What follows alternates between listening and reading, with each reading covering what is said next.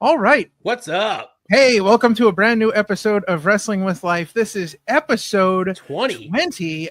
We are just killing it in the We're new doing year. it this year in a big way with episodes. Wrestling with Life. That's right. It's crazy. I'm King Ralphie's Parmesan. We are your hosts, and got a great guest today, and a historic making guest because this is the first return guest on a Wrestling with Life episode. Second time a guest on Wrestling with Life. She was our fourth episode way back when. So go back and check that out. Great content. Go check out the other 19 videos. They're all great too. But we're gonna try and outdo them with this one. So we have been seeing our good friend Tanya all over the place, everywhere, and so we thought, she's got some stuff going on right now that we want to talk about. So let's bring her on. We'll chat it up. We'll catch up and talk about everything, all the cool stuff that she's doing right now. A lot of cool stuff. It'll be a lot of fun. All right. Well, with that, let's get this party started. Episode 20 of Wrestling with Life starts right now. Go.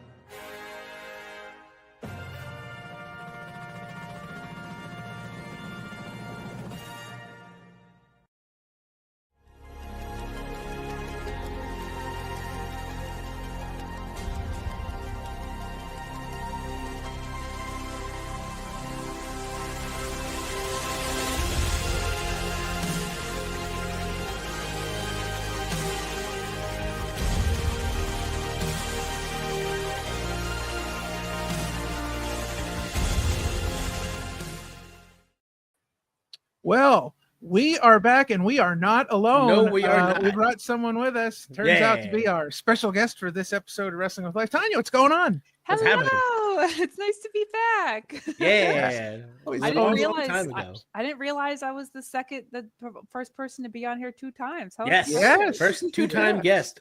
I mean, the only other person that we've had multiple times, but it was across multiple shows, was Jim Murray. Yeah, but that does not count. That does not count, though. He's only got one Wrestling with Life under his belt, so yes. Thumbs down to you, Jim. You got to get back on the show again. Now I'm gonna have him 3 times so he can say he's the best, the most guested here on Wrestling with Life. So 16 episodes ago we talked to you and we had a nice little chat. So what's been going on in the world of Tanya since last we have spoken? Well, I mean, the big thing is that I have my original wrestling comic that I've been working on. Yeah. All right. I started that last year. Mm-hmm. The first chapter came out in August. I'm working on the second one right now. It's coming out in a month. Hell yeah. So that's the big thing. I mean, that's the big thing. Yeah. Listen, since you've been here before, we got fancy. You ready for this? Stop.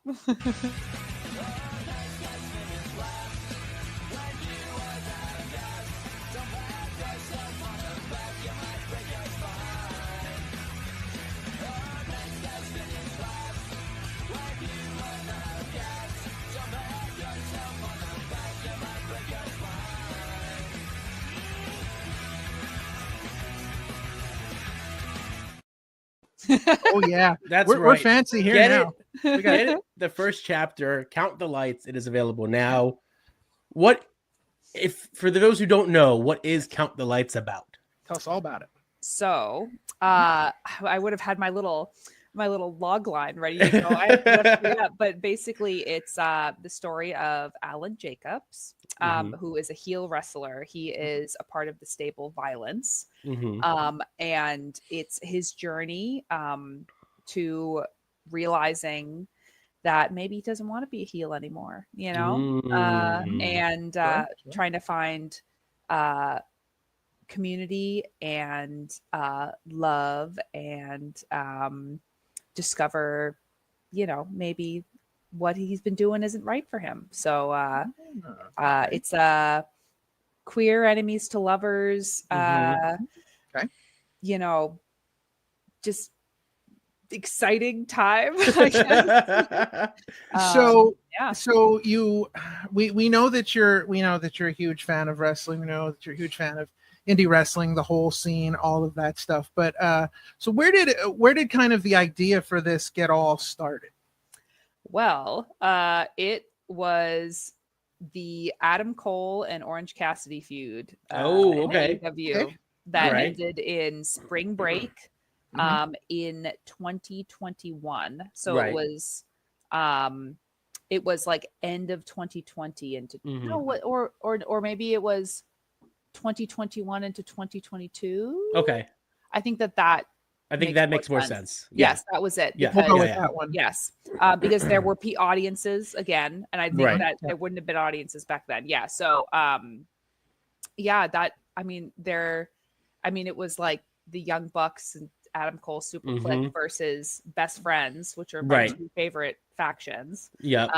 And I Heck thought yeah. to myself, I could keep making fan art of these great guys, which I did. Mhm. Or I could take them and just kind of smush them up a bit and twist them up and make something that's all mine that I could do whatever I want with. So Yeah. yeah. And then it just, that was just a leaping off point, and now it's totally different. You cannot even tell that the characters look like them Right. at Right. all. Sure. Yeah. So, yeah. So yeah. You already have chapter 1 in the books, and you're working on chapter 2. How many chapters do you plan on this book having? I mean, chapter 1 was 22 pages. Chapter 2 Okay. is like 40 pages. Oh wow. I'm thinking probably about, I was just talking to someone today about it actually. I'm thinking probably about 9 chapters. Okay. Nice. Probably about 250 pages. So it's gonna be like a big old graphic novel. Right. Nice. Nice. Mm-hmm. Now, Awesome. big old graphic novel. I can only imagine, because I've never tried this before, but you are an artist, and drawing all of this stuff obviously comes natural to you. Anybody that has looked at your social media is like it's there, like the talent is there. So did you find writing the story side of it, especially like in that medium, because it's very different than say writing a novel. Now you're writing a graphic novel where you may have a conversation that would take like 3 sentences is now going like 7 or 8 pages. Right. Did you find that to be a hard thing to do? Yeah, I mean, I still definitely struggle with that. It's definitely, I think when you write prose, you have the stuff that you want the reader to know that maybe the characters aren't saying. You can write out in paragraphs or in thoughts or descriptions, things like that, so you can get that information across. But when you do comics, you need to get that information across in the images, basically. Which is definitely a huge shift if you are used to writing prose, which is kind of what I was used to doing. And at first it was hard because I felt as if I was losing things. In the process, I was losing thoughts, thought processes, people noticing things, things like that. And then I realized, well, comics are their own medium. And they're a special medium, and you can do things in comics that you couldn't do in prose, and you could do things in comics that you can't just do in illustrations. And by being able to like capture that medium, I think makes it is a new beast. But like as I've been doing it, it's gotten easier and easier to really just take advantage of it, and like work with it. And it's so different than normal writing, because when you have things that you want to express that normally you would have to be very descriptive about, and you can use the imagery along with the words to kind of piece everything together. Right. Yeah. So it's a really crazy medium. I'm exactly the opposite. I can't draw worth anything. So that's why I, use the internet to draw pictures. But I can't I cannot draw at all. But when I have story ideas, because I had a whole thing, I wanted to do a graphic novel. So I had this whole idea. I spent a year with a friend of mine, and we built out the entire world, the story, the whole, like there's Wow. like a Bible this thick with everything in it. But when I think of ideas, I see ideas in my head playing out as a television show or a movie. Like I Right. don't think Right. about it in the way somebody writing a novel might, think about, be used to how that works. Everything in my head is so visual. Visual, So yeah. I'm I very much a find visual. yes, I find like writing is very hard for me. Not like the dialogue and things I would do for something like a graphic novel, but like actual writing is so Mhm. hard for me because I have a hard time taking, what should take, like I could do a 2-page spread and I could have everything right there. Right. I got to do like, a page and a half to describe all that. Yeah. Yeah. I'm completely backwards. I can't draw worth anything. Now, this project compared to all the other ones, was it easier or maybe more difficult than other projects in the past that you've done? Definitely more difficult. The pressure is like unreal. Oh yeah. because I've been working on this since 2022 was when I Mhm. first came up with the idea, and then it kind of sat and marinated a little bit, Right. and then I started working on it last year, so 2024. So it's like my baby now. It Right. needs to be, not only does it need to be made, it needs to be good enough. Like I need to be proud of it, Sure. and Yeah. I've never done a comic this big. Right. So that's its own, slew of issues in terms of maintaining momentum Mhm. and maintaining consistency. And so in comparison to my old comic projects, they were all one page, like one book zines and things like that. Sure. From 10 pages to my longest was the Hollow Wicked comic, which was 32 Mhm. pages. And some of those I do in a week. The Hollow Wicked comic took me a month. Okay. So in comparison to this, where I've been working on chapter 2 for the last couple months. Mhm. I'm down to the wire now. The next couple weeks, I'm going to be really working hard on it. So it's ready for TCAF, which is Toronto Comics Arts Festival. Okay. That's the first weekend in June. So like I'm trying to get it done for that. But yeah, it's like, and I'm doing more detail. I'm saying more with it. Yeah. The story, obviously, I want it to be good. So I want it to, because it has a lot of different themes. It's like not just like a romance. It's not just about Right. wrestling. It's about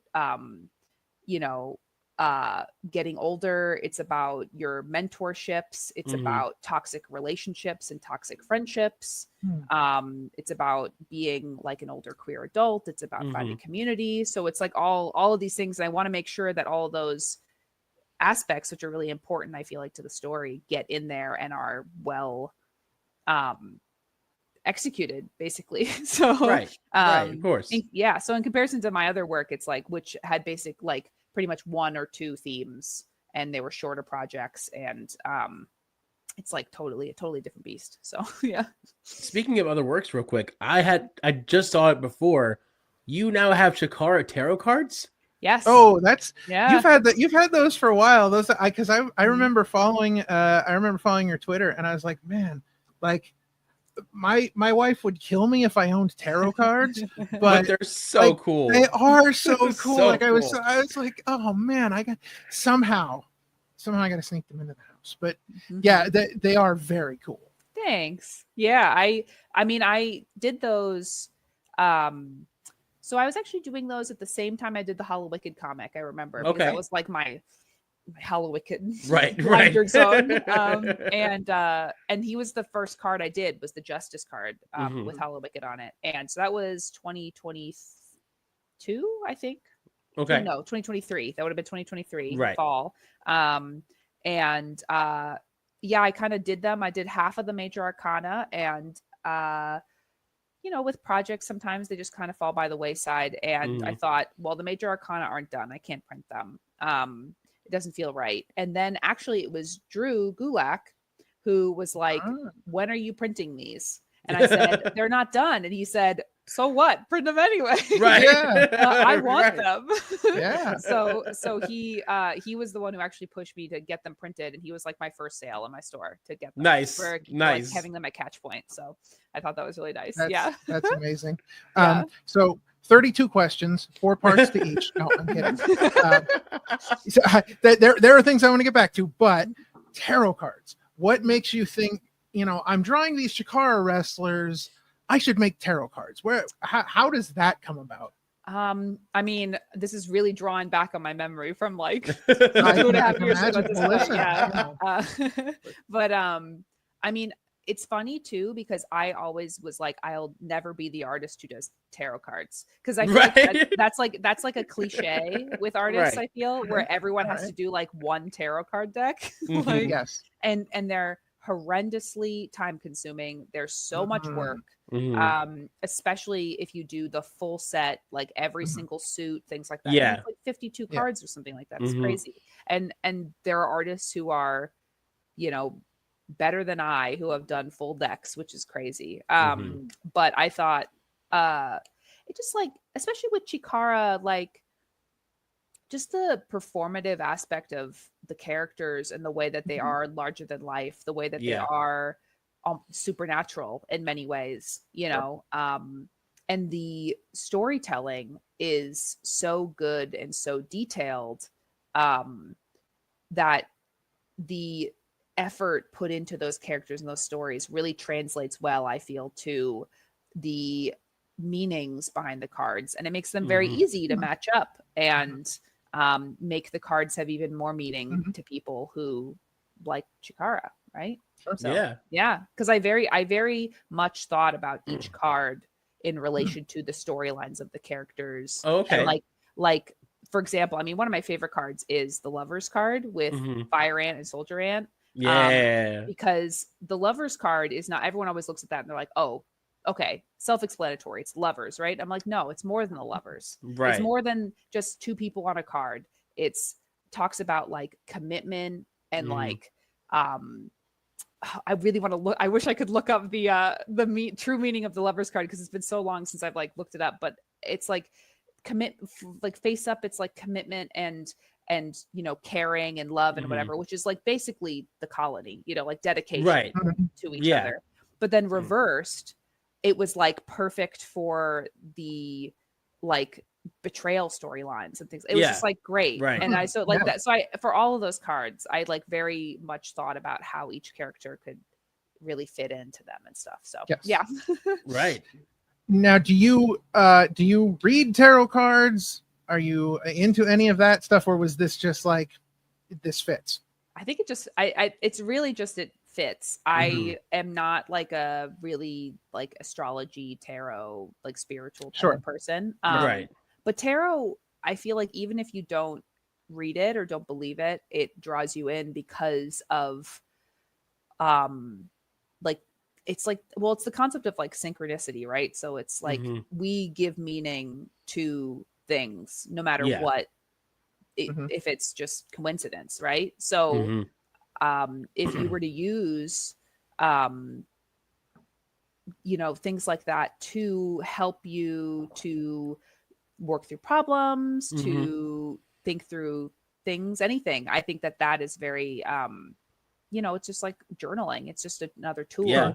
Well, Yeah. And I think that it draws people in because, number one, there's a mysterious factor to it where Right. it's the same reason why people watch the X-Files or things like that, Yeah. because there's a Mhm. mysterious aspect to it. But two, I think it also kind of draws to our human nature of impatience, because we always want to know what's going on before it happens. Right. So when we Right. see something like that, we're instantly drawn in, trying to figure out, okay, well, now I know what's going to happen here. Mhm. Now but it can be bad on the other hand too, because Right. if you get bad cards, then It impacts you. bad Yeah. juju. Yes. Yeah, Yeah. bad juju. Right. Yeah. Right. Yeah. Well, speaking of good juju, you had your Oh. first con of the year a few weeks ago, I did. Yeah. It was And- actually last weekend. Just happened. and We have graphics for that. Hold up. I know Oh. Ralph did that too. Look what we found. Dun, dun, dun, dun, dun. Yes, there you are. Yeah, At a, it's sneaky. yeah, so You have a full table, man. Full Yeah, table. that of is I stuff. yeah, know. that is That is an massive, impressive table right there. Yeah. massive It's amount too of much. products there. Too much. It's too much. Too Yeah, much. I gotta dial it back. Too much things. Too much Yeah. things. Can't, Yeah. I sell too much things. So tell us about the convention experience. What's that been like for you? It's been great. I mean, this past convention was so. It was a local Oh. con, which is great. Mhm. Sure. But like me and every artist I knew there, it was difficult. There wasn't a lot of foot traffic at that one, but it was Okay. fun. It's always fun to go to cons because you get to meet people. Everyone comes together. You get a chance to go out to dinner. You get a chance to just talk to people and like. It's like there's a joke where it's like the same $5 just gets passed around Right, because you're all buying yeah. this That's stuff. funny. Yeah. That's Yeah. So great. and that's exactly how I do it. Is I go around and I just Right. like pick up things from people, and so that's always really nice. Yeah, I mean, so I've been doing cons for this will be my third year, Mhm. and this year is also the first one I'm doing 5 conventions instead of just 3. Oh, wow. So I'll be doing so I just did Bix, which was the Brooklyn Independent Comic Showcase. Mhm. I'm doing TCAF at the beginning of June, which is Toronto Comic Arts Festival. So that's- Gotcha. and then I have FlameCon, which is the Queer Comics Festival here in New York City. Mhm. SPX, which is Small Press Expo in Bethesda, Maryland. That's in Wow. September. Traveling. Yeah. And then I go to England in November Woo! again for Thought Bubble, which is in the north of England in Harrogate. And that's like their little comic convention. Oh, I yeah, say I know little, that. it's pretty big. I know that place Yeah. well. Yeah. Yes. Yeah. Been there many times. Every yeah. weekend it used to be. No. Yeah. So what's that? Like, I mean, you did a whole like kind of like, hey, follow me along as I'm, traipsing through England. But Mhm. what was being in England like for you? Was it like was there a lot of culture shock, or did you feel like things were just, another big city? It was great. I mean, I'm like such an Anglophile. It's like so ridiculous. I mean, I have friends over there, so that was a huge part of all my visits. Is I go Sure. visit they're my gaming friends. Oh, Who I've known nice. for like Awesome. 8 years. Yeah. What game? I mean, we played many things over the years, like mhm. Overwatch. Oh, nice. Okay. Apex Legends, Mhm. Valorant, Mhm. and now I just play Heroes of the Storm with my Nice. buddy. So it's Nice. like it's a Nice. MOBA. So but that's Gotcha. like my main thing. But they all play like World of Warcraft together. So Right, I don't play WoW. I was Final Fantasy 14 when I played. Yeah, There you go. Yeah. Heavy- Yeah, I heavy can't into it.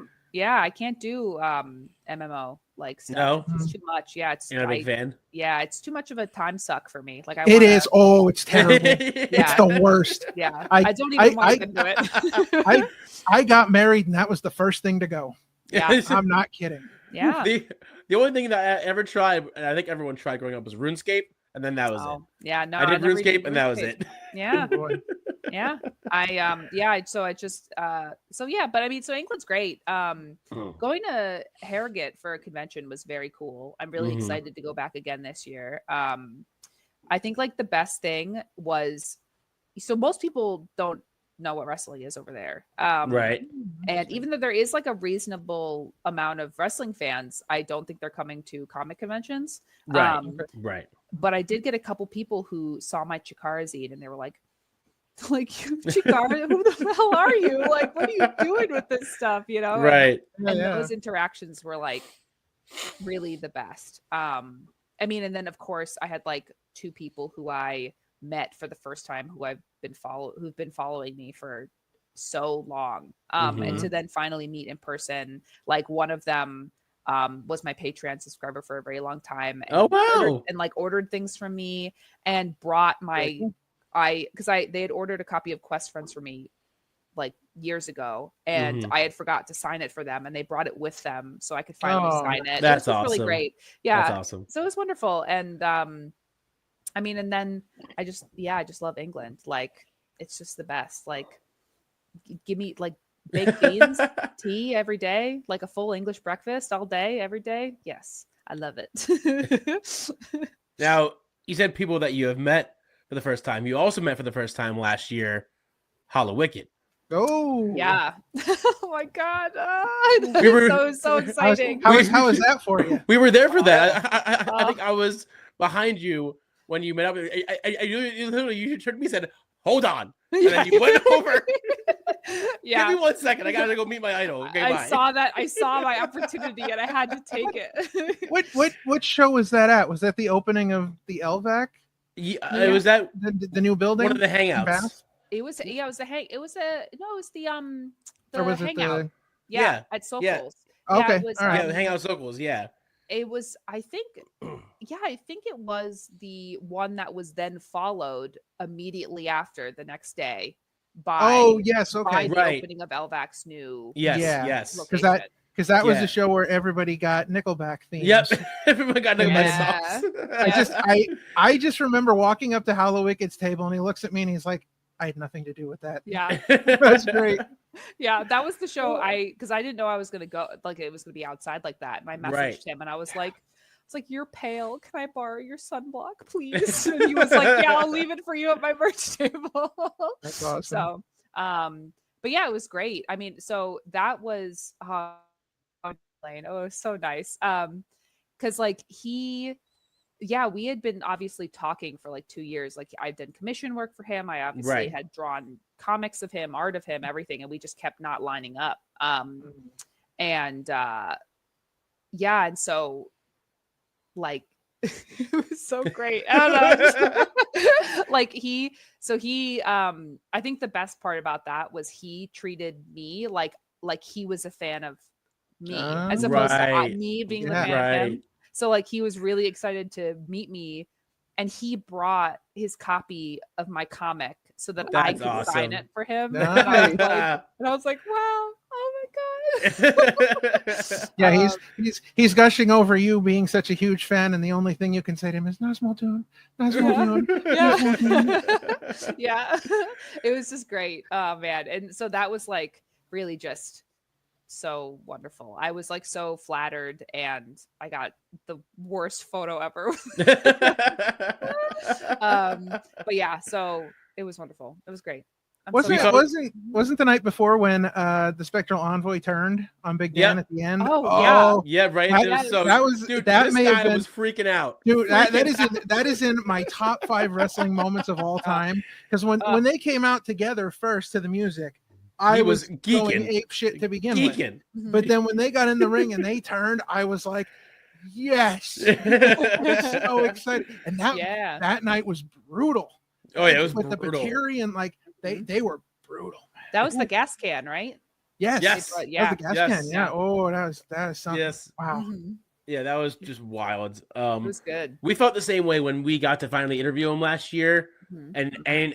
and he was nice enough to give us like 10-15 minutes, and we were like, dude, thank you so much. And he was just like, yeah, you had a problem. Like Mhm. he was just so nice about it, so cool about it. Like Mhm. So what was funny about that though? As we're starting the interview, I'm introducing us. You know, King Oh, yeah, Parmesan. Hollow Wicked looks at, and I have no idea how, but Hollow Wicked looks at me and he's like, "Didn't you used to be a captain?"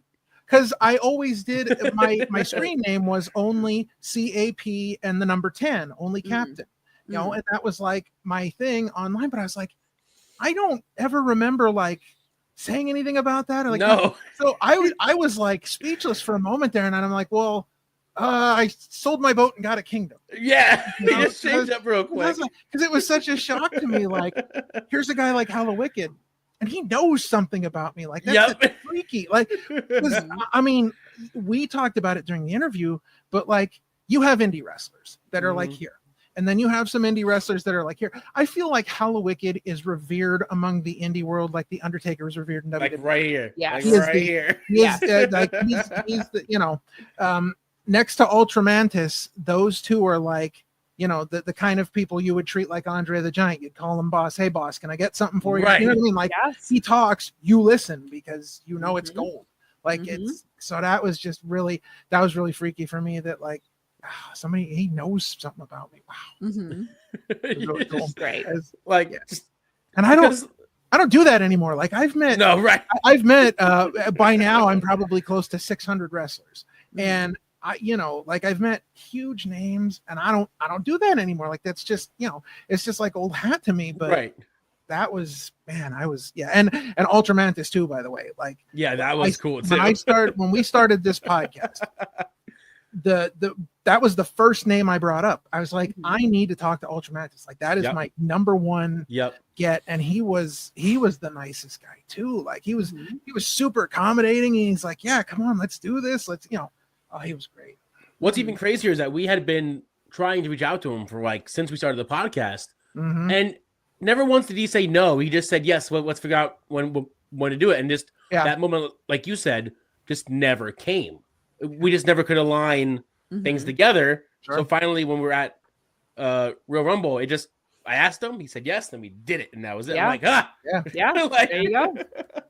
Because we've been trying for so long, and I know he knows. Because originally, when we tried to get him, somebody told us, good luck getting him on a podcast because he doesn't really do podcasts anymore. That was Chris from LVAC. Yeah, that was the year I went to the Real Rumble that got rained out, and everybody was just hanging out in the snack bar. You were there. I was there. Yeah. Yeah. So I got to talk to Chris for like, I don't know, like 45 minutes that night. We were just talking about everything, and I said, these are the names I want to get on the podcast. And he was like, yeah, good luck getting Mantis. He just doesn't do that stuff. Yeah. But he actually came up to us and apologized for not being able to work out schedules to that point. He's like, we are gonna get it done this year. Now that was in 2024, but it was close to the end, so I'll give him some leeway there. Right. 25, but he was like, yeah, he's like, I'm so sorry we haven't been able to.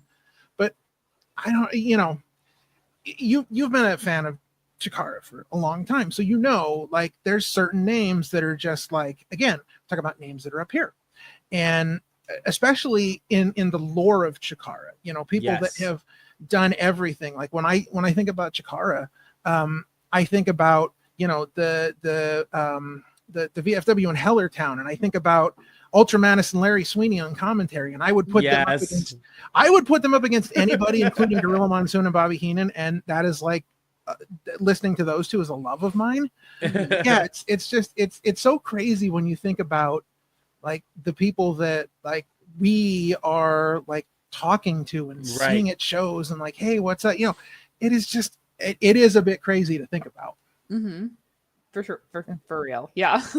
Is there a wrestler that is on your radar that you haven't met yet that you want to meet? Oh man, that could be possible. Let's put it that way. That's a possibility in the realms of possibility that you can meet and want to meet. Chris Statlander. Oh, yeah. Nice one. Yeah, that's a good one. She's like my number one wrestler ever. She's really? Yeah, oh, nice. Yeah, I just love her. Wow, yeah. That's awesome. Well, I just met. For a long time it was Chuck Taylor. Yes. But I met him briefly at Big Dan's birthday party. Same. Which is very nice, and I totally just word vomited at him. But he's great because he's one of my faves, oh god, Kenny Omega, duh. Yeah. Oh, Kenny Omega. Yeah, oh boy. Kenny is like and the Young Bucks. Of course, Young Bucks. Kenny and the Young Bucks. So I fell down a rabbit hole on YouTube last night. I wanted to see, because I watched like WWE's Greatest Moments show. It was like on demand on A&E. Right. And it was like and those are short ones because they're like half-hour episodes. So without the commercials, it's like 20 minutes. So I watched the one about CM Punk, and I was like, I want to see his entrance from All In London. So I get on there, and I just somehow I got the Elite's entrance with Carry On My Wayward Son. Yes. And then it was I just fell down a rabbit hole of like Kenny Omega and Young Buck matches. I was up till like 2:30 in the morning. Of course. Ridiculous. So good. That's awesome. I haven't watched I haven't really watched wrestling recently because I've been very much absorbed in like my work kind of. Of course. I don't want to be really super influenced by other things, like just anything, I'm very but then I was suddenly like, I need to watch the Golden Lovers versus absolutely Young Bucks match from New Japan in 2018. I need to go back. We have to go back to the island. And I watched it, and I was like transported back in time because that was like that was my era, basically. Right. Like, because Right. I was watching those matches and watching them pretty regularly in 2018 and 2019, and because I was there when AEW was formed and stuff like that. Like, I Right. almost went to All In. Oh, Like, wow. Oh wow. like me Yeah. me and my friend like really it was All In, right? All In was the first one, then it was All Out. Yeah. Yep. And then, All yes, In was the okay. first one in Chicago. Yep. So we like were seriously debating going because we were like, I remember when it was announced, like it was such a Yep. big deal. Like, I wish we would have gone. But like but yeah, so like going back in time to that era is like it just reminded me like why I love them so much. Like I yeah. love watching people that are like big in America now and Right. watching them over in New Japan, you know, and the Japanese companies over there, Pro Wrestling Noah, all that stuff. you Yeah. know, Yeah. Kenny Omega, Will Ospreay, Shinsuke, like watching them over there because it's so much more. I feel like there's so much more. I don't know if revered is the right word or just, you know, that they professional wrestlers are put up on a higher pedestal over there. So the amount of pageantry that goes into everything, the amount of respect that goes into these huge shows, And their entrances are always just yeah. Oh yeah. You think Yeah. Mania entrances are insane. You go watch a New Japan show, just one of the regular big shows, not even Mania, and their entrances are always just over the yeah. top, Mhm. amazing. Mhm. And Kenny's are always over the top. So is the Young Bucks. They were always just like shoot for the moon with their entrances, and it was always Sure. killer. Yeah. I loved for a while that he was just the Terminator, and he would just come out like half the face, Yeah. you know, melted off. Yeah, It's just classic Kenny. yeah, classic, classic. Yeah, the cleaner, classic Kenny. There you go. Yeah. It's always been a dream of mine to learn Japan and go see a show at the Tokyo Dome. Oh, That is- absolutely. That is like that's like bucket list. That's like way up at the top. Yeah. That's There's like- not a Yeah. I don't even need to go to the Tokyo Dome. I want to just go to Right. Japan and see a wrestling match, period. Like Oh, that yeah, would be yeah. so good. That Like would be so anything. amazing. there's so many great places over there to see shows. Yeah, it'd be amazing. Now, speaking of wrestling, now you said you don't watch the current product. Let's go back and let's talk about Chikara a little bit. So when did you first get into Chikara and how did that happen for you? It was 20. So what year was the first Steel Stacks? 2022? All right, so wait, we're in 2025, 24, 22 was the first one. Yeah. Yeah. Okay. Last year so, was the third one. Okay, so it was a couple months before Steel Stacks Okay. because I had been drawing Chikara art for the couple months before that, and then going to Steel Stacks and being able to meet Mantis was Yes. like what? Like, Oh yeah. so it was because I was still watching AEW at the time, and Right. I think at that point I was a little dissatisfied with like the best friends storyline. I'm pretty sure that was going on. I cannot Right. remember what it was. And my friend was like, so there's this other thing that had the same guys on it, right? And I was like, oh, you don't say. And so I basically just started watching Chuck Taylor matches. Nice. Yeah. Nice. And like Gentlemen's Club stuff. Mhm. And then I was like, oh, Orange is also Fire Ant. Sorry to reveal that to anyone who didn't know that, but Spoiler alert. And then I started watching Colony stuff. Mhm. I almost killed him once. So there you have it. Well, yeah, I mean, no, there's Random- a real no. Random segue, dude. Random. I always sat front row at Chikara, and I was in the drop zone. So like every time they were doing dives, we were moving. Well, you know how fast Fire Ant moves. Like it's like a lightning bolt, and he decided he was coming out, and he ran so fast that nobody had any time to do anything. He did a suicide dive through the middle and the top rope, but he went too far, and he suicide dived his head right into my knee. And so he hit, and then he just kind of fell over and crumpled on the ground and like wasn't moving. And I'm like, You're like, oh my God. God, did I kill him? Like, what is he? because he was just laying there like not moving, like he was like, because you could see he just flopped past. Oh my good lord. Yeah, poor guy. Yeah, so, poor me. So I've been on the Go Cruise now for the last 4 years, and one of the years I met Orange Cassidy, it was when he had the international championship, and I remember going up to him and saying, "Hey, it's nice to meet you." And I said out loud, and I realized I shouldn't have, but he played it off cool. I was like, "I remember when you were Fire Ant," and he looks up, shades on, I can't see his eyes. He just goes, "Who's that?" I'm like, "Never mind," and I just go. I'm like, just move on. He was like, "Nope," he wasn't budging. All right, I'm like, "All right, good." Talk amongst yourselves for a minute. I'm gonna hop out for a second. I gotta grab something. Okay. Right. Oh boy, it's gonna be a surprise. I at Steel Stacks this past year, I was able to give my tarot cards to everyone who I hadn't been able to give them to yet. Nice. Like basically everyone was there.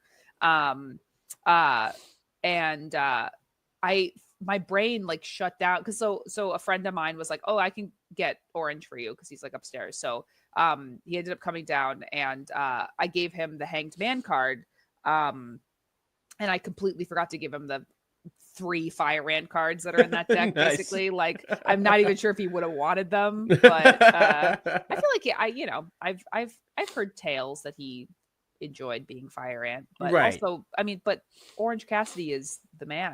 It's huge. Yeah.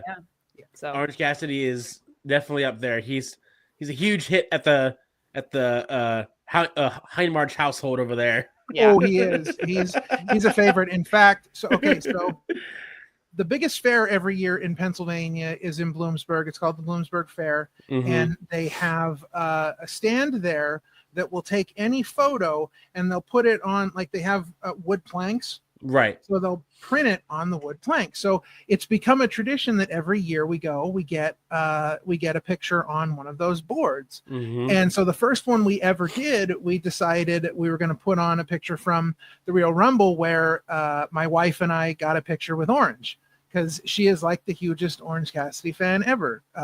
It's Orange Cassidy and Drew McIntyre, and I can't tell which is like leading, because those are her 2 favorites. But so Orange Cassidy, the picture with him is hanging in my living room. That's how important Orange Cassidy is in this house. But nice. I had to grab something because you were talking about Big Dan's birthday. Stop.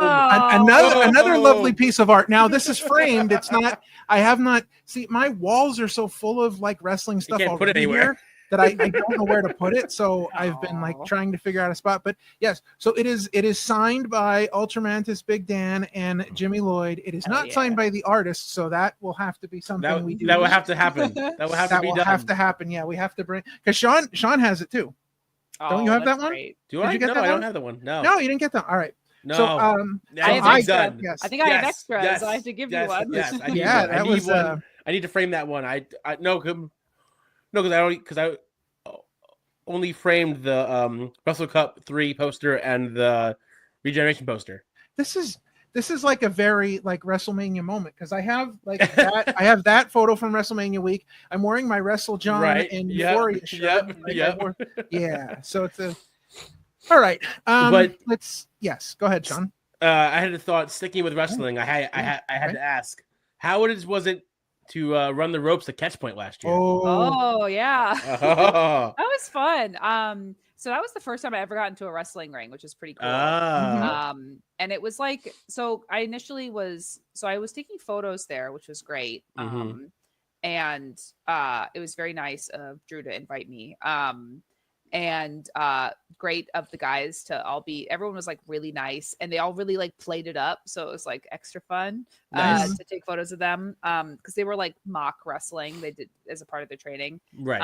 So I got some good stuff, and but I ended up like at the end of the session they just kind of paired off and were doing just like, grappling and stuff like that, which is getting like the best. They actually asked me, they're like, do you want me to do anything specific?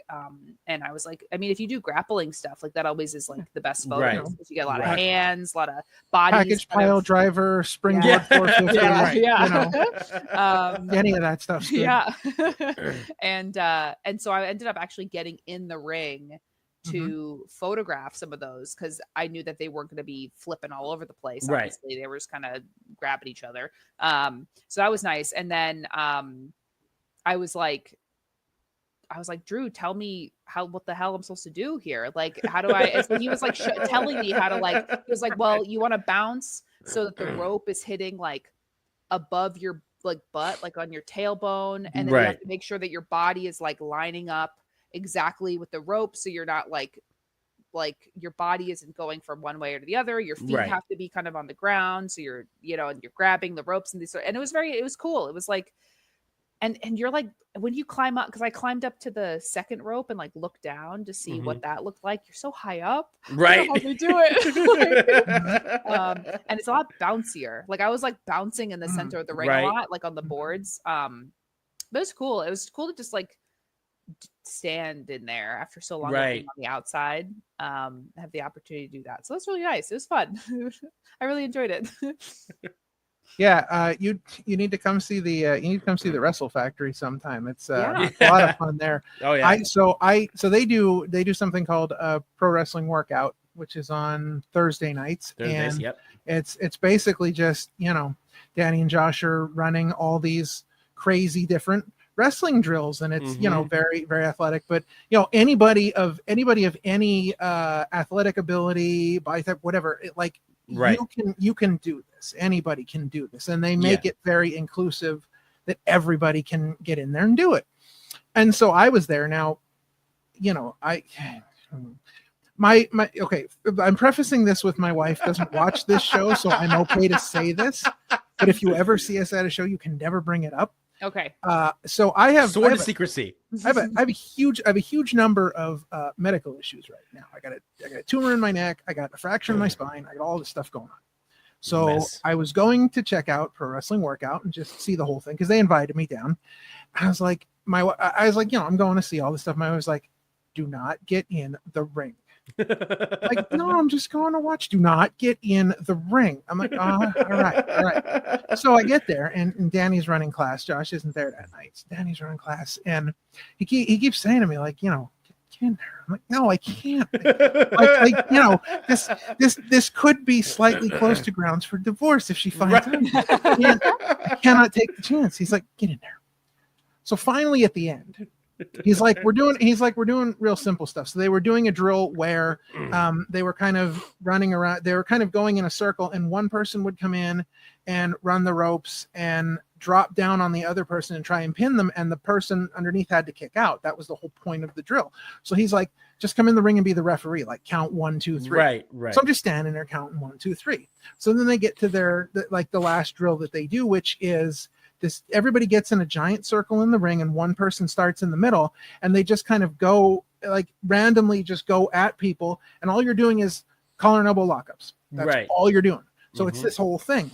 So Danny's like, get in here, get in the circle. So I'm doing collar and elbow lockups with everybody. So then I get in the middle and I'm throwing them, and I get some real nice compliments on my collar and elbows. But the best moment of the whole thing was at the end.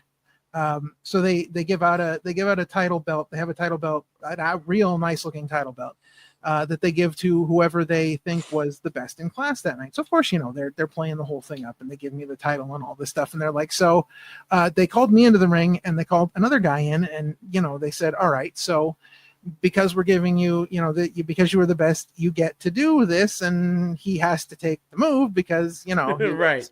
The drizzling shits. I don't know. But so anyways, I got to throw a choke slam. And man, I'll tell you what, like it was the most awesome thing. And everybody told me like, wow, that is really good. I'm like, wow, man, like it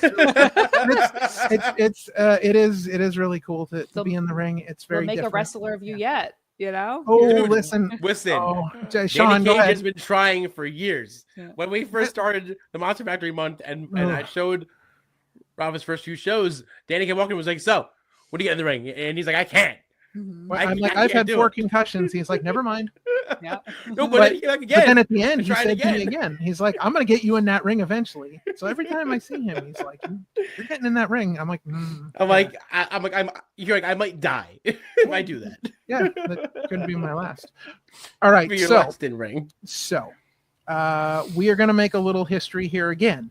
I didn't tell Sean anything about this, but we're going to make a little history here again because we are going to have our first ever top 5 list on Wrestling with Life, and it's impromptu. I didn't tell you about this either. All right, so here's the top 5 that I have selected for you as the first crossing ever over. Weird. This is like an episode. This is like an episode 20 celebration moment here. Wow. You get to do a top 5 on Wrestling with Life. So Top 5. the topic that I have picked out for you is top 5 wrestlers that you enjoy drawing. Ooh, that's a good one. Wow. I've been thinking about this for a while. All right.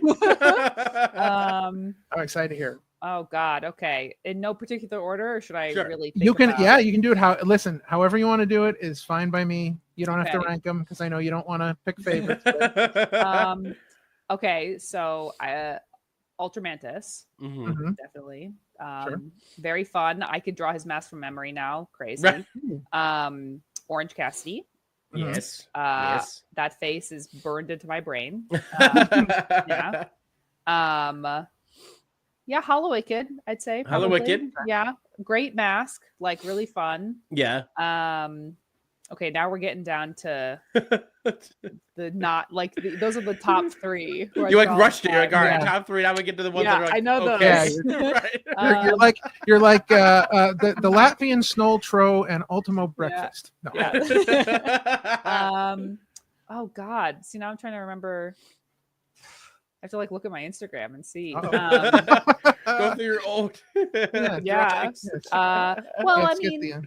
The Bucks, man. I mean, they count as one, right? Yeah, of course. They count as one. Yeah, I mean, it took me ages to get their faces right. But they're like so fun for some reason. I think like just drawing them together, all the antics they get up to over the years. I just had a lot of good stuff, like their merch freak era. Oh, yes. Really good. The beat, yes. But I mean, I don't know if this is cheating a little bit, but I'd say my comic character.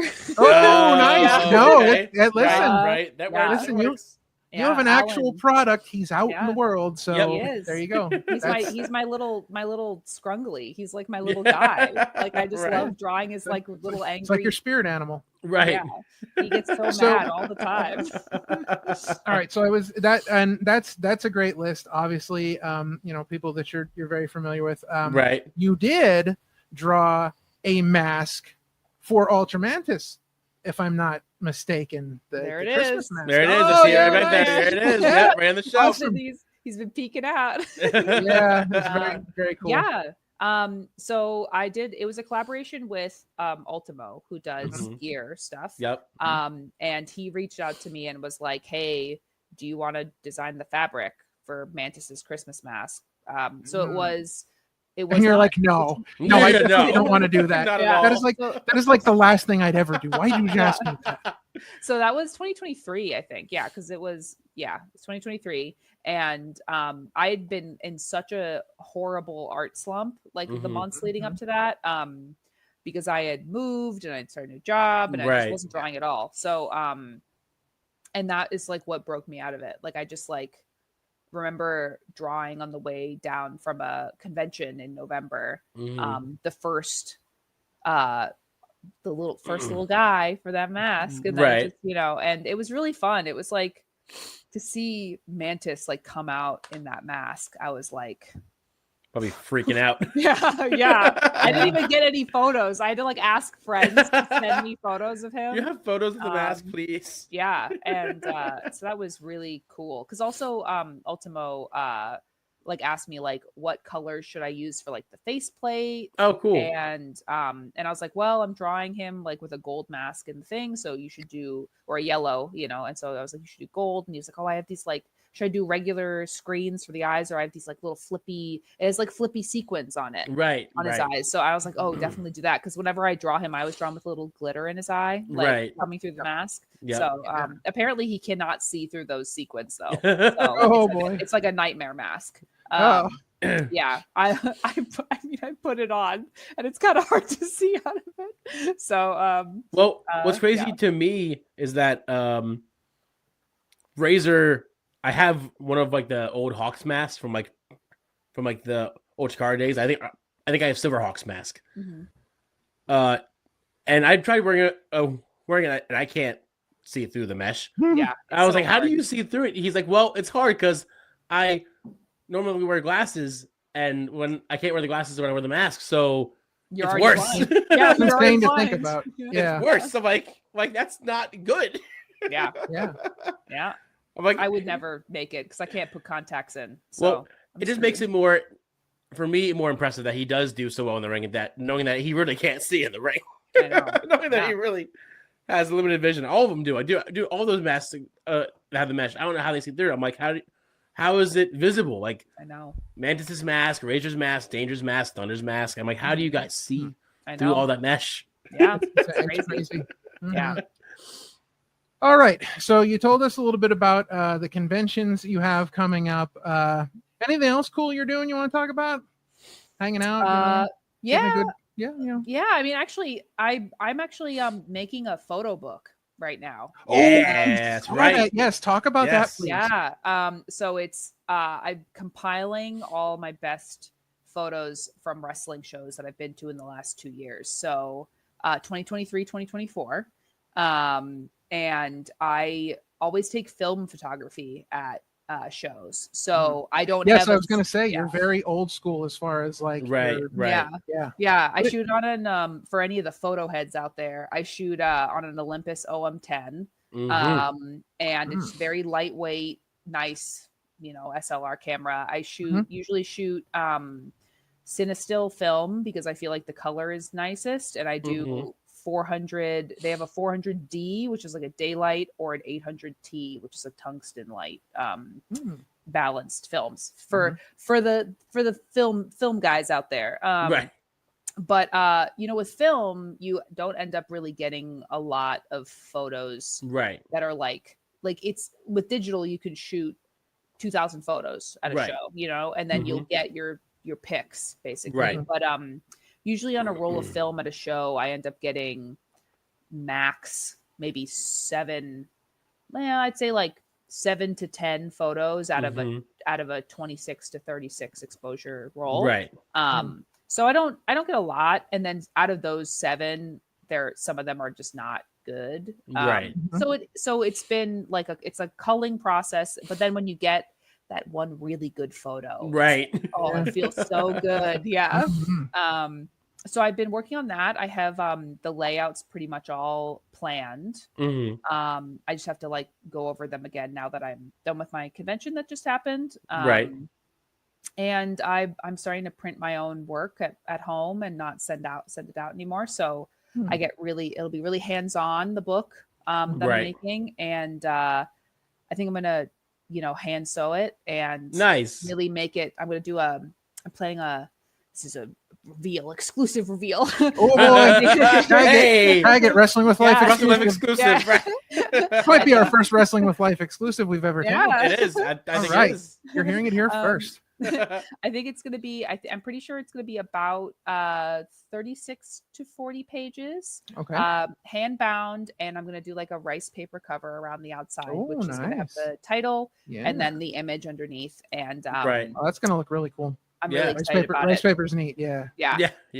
And since I can print it, because my background is in printmaking, so going back to those roots and being really hands-on with some of the things that I'm making, I feel like it makes it into more of an art object as opposed to just something I'm printing just to share it with people. So I'm really excited about that. Actually, I think that's going to come out at the same time as Count the Lights Chapter 2, which will be for TCAF. So June, like a month. Nice. If I can get it done, Yeah. So you're doing all the work for the photo book right there at home. You're doing it all yourself. Yeah. Love it. Yeah. Love it. That's pretty insane. That's awesome. I saw your photo book stuff online, and I was like, I gotta find out how she plans on it, because I thought about doing a photo book one time, because I have this cell phone camera that has a ridiculous zoom. Like, so I started when I take the dog out at night before I go to bed, I would just take pictures of like the trees and the moon, and like I would try all these different things. But my camera, I could see like textures on the surface of the moon. Yeah. So like I'm taking all these pictures, and I'm like, I should do something with this. Like I should put these into a little book, like I could title it like, the photos I took while my dog was shitting or something like that. There you go. Yeah. But that's a, now. Do you anticipate like taking pre-orders and then making these, or are you going to make like a certain run of them? How do you decide that? I mean, I probably will end up opening pre-orders. And then that one will, I'm starting to like re-gauge how I print things. So I have been, like I just made some like little one-pager zines, and I'm starting to label them with, first run, this many and things like that. So they become more objects. Yeah. And I think printing things at home enables me to then do smaller runs like that. And so I mean, with that sort of stuff, I definitely think I'm going to do pre-orders for them. But I don't know, if anyone's going to want them. So, obviously you never know. And I think that will then, based on that, I will gauge the size of the first run. Nice. And then I don't know if I'd end up doing a second one, depending on cost and time. Yeah. Right. Sure. Yeah. Awesome. Wow. So yeah, a lot of really cool stuff going on with you. A lot of cool stuff coming up down the line here. And of course, we have links down below to your social media. We've got links in the description where people can go pick up your cool stuff and look for Count the Lights and look for your photo book when it comes out. And all that cool stuff. You've got a lot of your stuff up online, and so we have a couple things coming up, and I don't know if we're going to see you at any of them, so we'll just throw them out here. So we are going to be at the by the time this airs, we will have already been at the LVAC show at the Freedom High School. Yes, which we will have seen you at. Okay, it was nice seeing you there. It was nice seeing you there. It was fun. All right, so we will see you there. Then a link to the past is coming up. Power Pro on the 25th. Will we see you there? No, I won't be able. Yeah, it's harder for me to get down to those shows. Yeah, right. I know. Yeah. It's a haul. I want to go eventually. So maybe after TCAF. So like the next one, I might be able to go. So, and I know that this is probably in the same boat with, having a hard time getting to these things being so far away, but we have Royalty Wrestling in June, and that is their big show, Bend the Knee. Now, where's that? Okay, so they are in Sellersville. So it is the Forest Lodge in Sellersville. Yep. So when Shakara used to run shows in the afternoon, Excellence Pro would run at that place at night, and then so a lot of the Shakara guys would do a double shot that day. So but it's a really nice building. It's a really good facility for wrestling. But they are you familiar with Royalty Wrestling at all? Mm-mm. Okay. All right. So Royalty Wrestling is a wrestling company built around the idea of combining medieval times and wrestling. Great. So you have the referees are wearing tunics.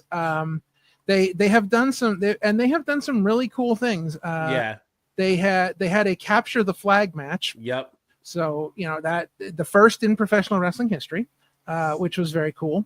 But the upcoming show June 7th is called Bend the Knee. This is their big show. They are crowning their first ever champion, and it's the thing about Royalty Wrestling is every time they turn up the medieval just a little bit. Mm-hmm. So they are crowning their first champion, but they're not getting a belt. No. They are getting the Holy Grail.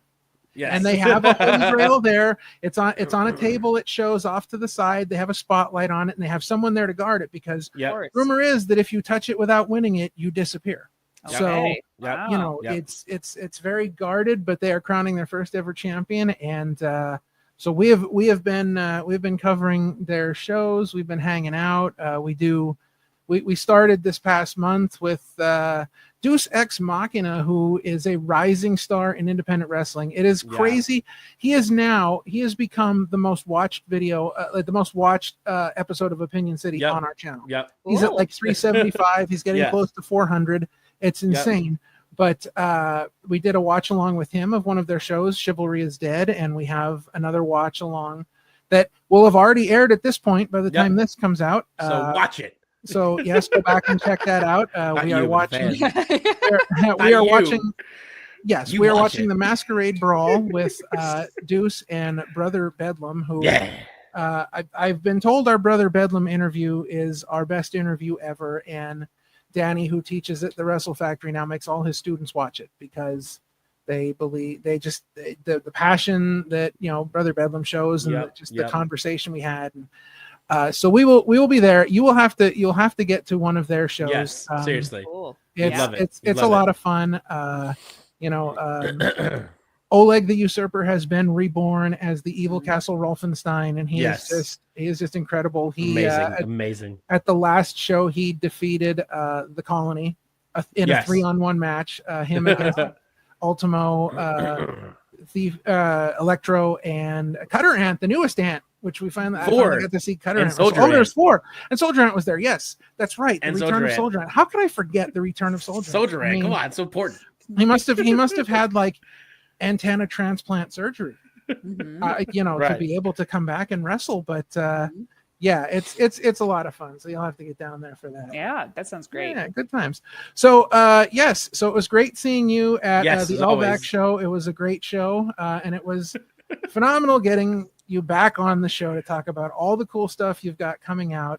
Again, we got links down in the description. Please go and support Tanya. Follow her on socials. Tell her you saw her on here. Make sure to mention us. You will get a hearty handshake and a congratulatory pat on the back if you do. Right. And so it was great having you on again. Thank you so much for your time. Yes. As always, we look forward to seeing you at any show that we can, and we love getting a chance to chop it up with you. Yeah, thanks for having me. Of course. It's always fun to talk.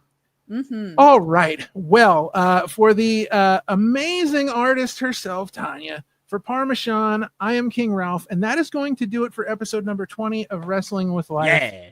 And remember, kindness is free, so be kind to each other. Be nice. God bless you all, and we will see you guys next time. You're still here? It's over. Go home.